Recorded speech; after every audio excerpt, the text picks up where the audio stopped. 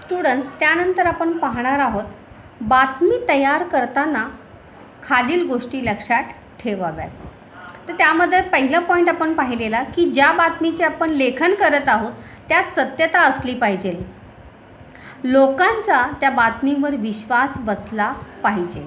म्हणजेच आपण ज्या बातमीचे लेखन करत आहोत त्या बातमीमध्ये सत्यता यानी सच्चाई होनी चाहिए.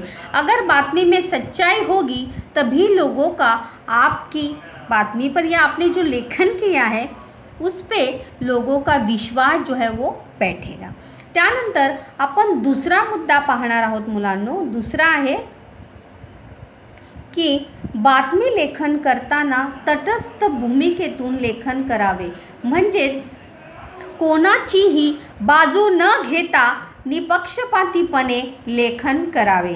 बातमी लेखनात स्वतःची मते किंवा विचार व्यक्त करू नये. मतलब इसी का अर्थ है कि तटस्थ यानी किसी की भी साइड न लेते हुए जिस बातमी का जिस वार्ता का हम लेखन कर रहे हैं उसमें हमें ये बात ध्यान रखनी है कि जब लेखन हम करेंगे तो किसी की भी साइड न लेते हुए निपक्ष रूप से हमें अपना लेखन जो है वहाँ पर करना चाहिए. आणि दुसरा महत्त्वाचा मुद्दा म्हणजे बातमी लेखनात स्वतःची मते किंवा विचार व्यक्त करू नये. इसी का अर्थ है कि जब हम बातमी लेखन करेंगे तो उसमें अपने विचारों को जो है व्यक्त करना नहीं है. मतलब बातमी लेखन में आपकी राय को, आपकी सोच को या आपको क्या लगता है उस घटना के प्रति इसको कदापि भी महत्व जो है वो होता नहीं. त्यामुळे बातमी लेखन करताना हमें अपने विचार, अपनी राय, आपका नज़रिया उसमें लिखना नहीं है. ठीक है. निपक्ष रूप से उसमें आपको लेखन करना आवश्यक आहे. त्यानंतर तिसरा पॉईंट आहे मुलांनो, घटनेचा अचूक व योग्य तपशील म्हणजेच स्पष्टीकरण बातमीत करावे. जब हम बातमी लिखेंगे तो बातमी लेखन में बच्चों त्यात सत्यता असावी. अचूक म्हणजे योग्य, सही तरीके से.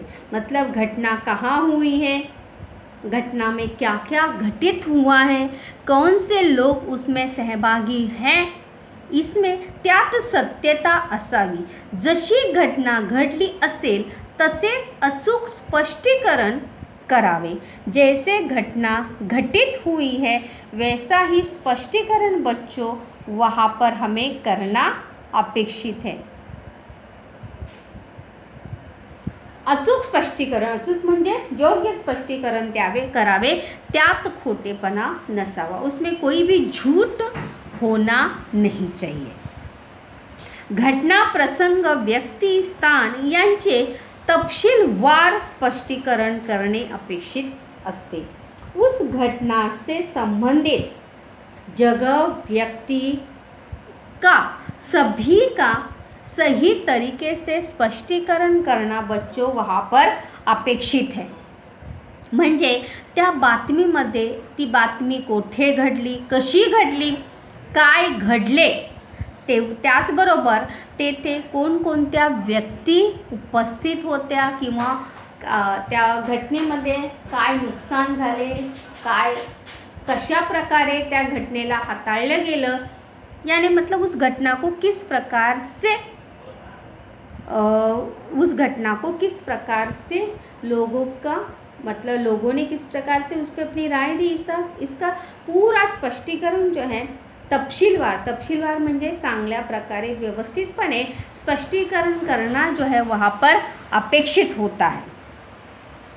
तो ये 3 पॉइंट्स हमने देखे कि लेखन करते समय उसमें सच्चाई होनी चाहिए तभी वहाँ पे विश्वास बैठेगा.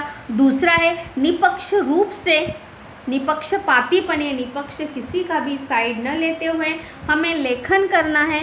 और तीसरा, घटना कहाँ घटी, कैसे घटी है, कौन से व्यक्ति इसमें सहभागी है, इसका पूरा तपशीलवार म्हणजे योग्य स्पष्टीकरण जो है हमें बातमी में करना अपेक्षित है. चलिए आगे देखते हैं हम।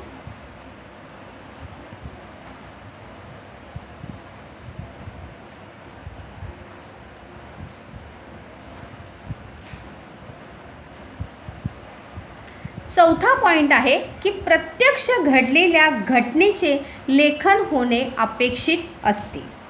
म्हणजेच बातमी लेखनात काल्पनिकता नसावी तर वास्तविकता असावी. सत्य किंवा घडलेल्या घटनेचे लेखन करावे.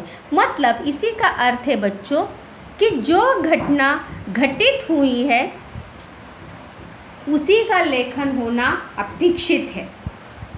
मतलब इसी का अर्थ है कि बातमी लेखन में काल्पनिकता को बिल्कुल भी महत्व नहीं है. उसमें वास्तविकता ही होनी चाहिए, सच्चाई होनी चाहिए. क्योंकि हम घटी हुई घटना का लेखन बातमी लेखन में करते हैं. किसी भी काल्पनिक घटना का लेखन जो है हम कदापि भी बातमी में या बातमी लेखन में करते नहीं हैं. तर त्यामुळे बातमी लेखनात काय असावी, काल्पनिकता नसावी तर काय असावी, वास्तविकता असावी. रियलिटी उसमें होनी चाहिए, सच्चाई उसमें होनी चाहिए. त्यानंतर स्वतःचा पाचवा मुद्दा आहे स्वतःच्या विचारांना बातमी लेखनात महत्त्व नसते. बातमी लेखक के विचारों को बातमी में कदापि भी महत्त्व होता नहीं. म्हणजेच एखाद्या घटनेविषयी तुम्हाला काय वाटते याचे स्पष्टीकरण बातमीत करू शकत नाही. मतलब जो घटना का लेखन या बातमी लेखन आपने किया है उस घटना के प्रति आपको क्या लगता है इसका स्पष्टीकरण हम बातमी में या बातमी लेखन में कर सकते नहीं. आलं लक्षात. म्हणजेच यामध्ये बातमी लेखनामध्ये बातमी लेखकाच्या विचारांना जराही महत्त्व नाही. तर या 5 मुद्द्यांना अनुसरून आपण बातमी लेखन करायचे असते. सत्यता, घटना जशी घडली तसे, त्यानंतर विश्वास लोकांचा बसला पाहिजे, त्यानंतर काल्पनिकता नसावी, वास्तविकता असावी आणि त्याच नंतर 5वा पॉईंट आपण बघितला की बातमी लेखनात लेखकाच्या विचारांना महत्त्व जे आहे ते नसते. त्यानंतर मुलांनो आपण इथे पाहणार आहोत बातमी तयार करण्याचे निकष.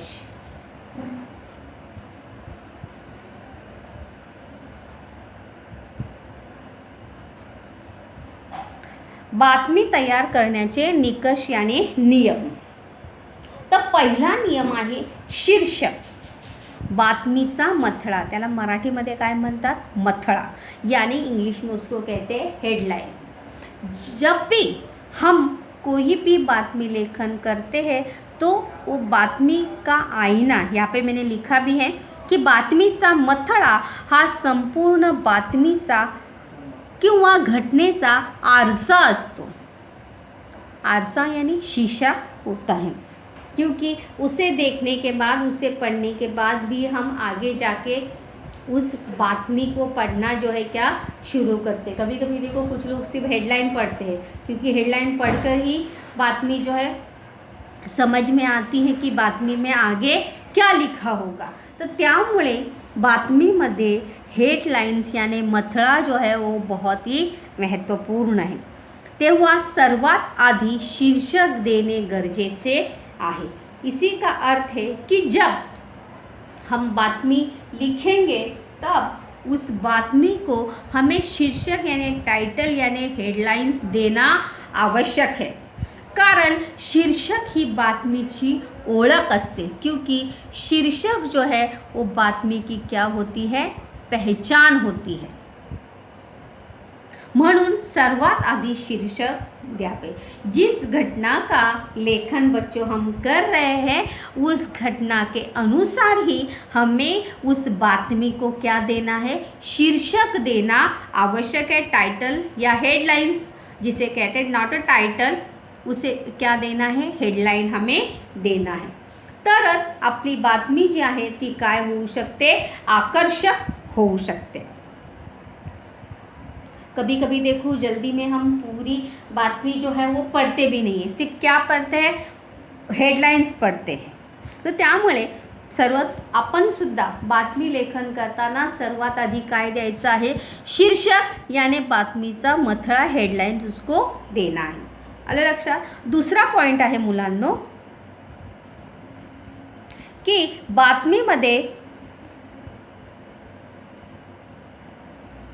बातमीमध्ये दिनांक, स्थळ, कालावधी म्हणजेच वेळ तसेच संबंधित व्यक्ती यांचा अचूक उल्लेख असावा. इसी का अर्थ है की ज्या बातमीचे आपण लेखन करणार आहोत ती बातमी कधी होती, मतलब वो घटना कब हुई है, कहाँ हुई है, समय कौन सा था और उस घटना से संबंधित व्यक्ति कौन कौन से हैं, उन सभी का योग्य उल्लेख या सही तरीके से स्पष्टीकरण जो है आपकी बातमी में होना चाहिए. म्हणजेच खोटं आपण आपल्या बातमीमध्ये लिहू शकत नाही. म्हणजेच घटना जेव्हा ज्या तारखेला घडली, जहाँ पर घटना घटी है, समय कौन सा है, व्यक्ति कौन से है, उसमें सच्चाई होनी चाहिए. त्यानंतर तिसरा पॉइंट्स आहे की घटना घडून गेल्यानंतर आपण बातमीचे लेखन करतो, त्यामुळे बातमी नेहमी भूतकाळातच लिहावी. ये बहुत ही ज़रूरी है कि हम बातमी जो है हमेशा पास्ट टेंस में लिखनी चाहिए, क्योंकि घटना घटने से पहले हम लिखते हैं क्या, नहीं, कि असं झालं तसं झालं, नाही. तर त्यामुळे आपण नेहमी भूतकाळातच, म्हणजे होता, होती, होते, ज्याप्रमाणे हम कहाणी लेखन में या कथा लेखनामध्ये भूतकाळाचा उपयोग करतो मुलांनो, तशाच प्रकारे बातमी लेखनामध्ये सुद्धा भूतकाळाचाच उपयोग आपण केला पाहिजे. क्योंकि घटना घटने से पहले हम बातमी लिखते नहीं हैं बच्चों, घटना घटने के बाद हम बातमी लिखते हैं. इसीलिए त्याच्यामध्ये भूतकाळाची क्रियापदे बातमीमध्ये आली पाहिजे. होता, होती, होते. तुम्हाला भूतकाळाची क्रियापदं तर माहीतच असेल, होता, होती आणि होते. त्यानंतर चौथा पॉइंट आहे की लोकांच्या भावना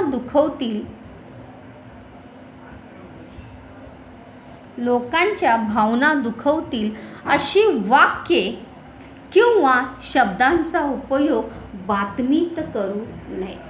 मतलब लोगों की भावनाओं को ठेस पहुंचेगी, लोकांना वाईट वाटेल, ऐसे शब्द या वाक्यों का प्रयोग जो है हमें अपनी बातमी में या अपने लेखन में कदापि करना नहीं है.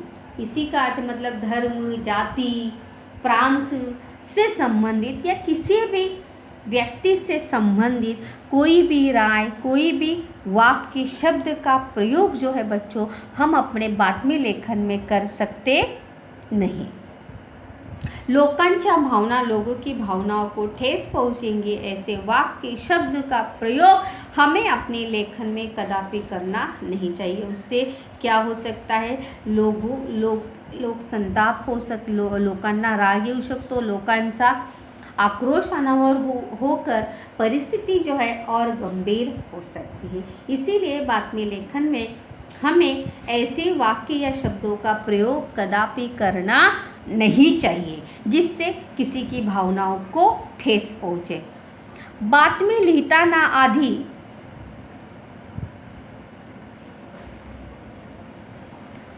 लिहिताना आधी महत्त्वाचा मुद्दा लिहावा, त्यानंतर त्याचा तपशील म्हणजे स्पष्टीकरण करावे. मतलब जिस घटना से संबंधित बातमी आहे त्याच्या मतलब जिस विषय से संबंधित वो वार्ता है उसका स्पष्टीकरण पहले हमें लिखना. म्हणजे जर 15 ऑगस्टची बातमी आपण लिहित आहोत तर वहाँ पर झंडा वंदन या 15 अगस्त से रिलेटेड ही स्पष्टीकरण अपेक्षित है. जब हम वाचन प्रेरणा दिवस का लिख रहे हैं तो वहाँ पर उसी से रिलेटेड हमारा स्पष्टीकरण होना आवश्यक है। प्रदूषण से रिलेटेड अगर हम बात में लिख रहे हैं बच्चों, तो उसी से चलते हमारा लेखन अपेक्षित है। त्यामुळे बातमी लेखन करताना आधी आपण महत्त्वाच्या मुद्द्याचे स्पष्टीकरण करावे, त्यानंतर पूरी घटना का स्पष्टीकरण हमें करना है। इस प्रकार से बातमी तैयार करने के 5 निकष हमने बच्चों देखे। इसमें से पहला है शीर्षक, यानी नाम, हेडिंग देना है। बातमी को हेडिंग देना बहुत ही ज़रूरी है। त्यानंतर बातमीमध्ये दिनांक, स्थळ आणि वेळ आणि व्यक्ती यांचा समावेश असला पाहिजे कि बातमी में ये सभी लोग संबंधित या सभी लोग बातमी में जब हम बातमी लेखन करेंगे तो त्याचा समावेश असला पाहिजे।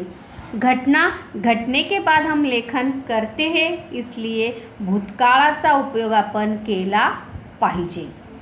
भूतकाळाचा उपयोग यानी पास्ट टेन्स में हमें हमेशा बातमी लेखन करना अपेक्षित आहे आणि बातमी जी आहे ती भूतकाळातच आपण लिहावी।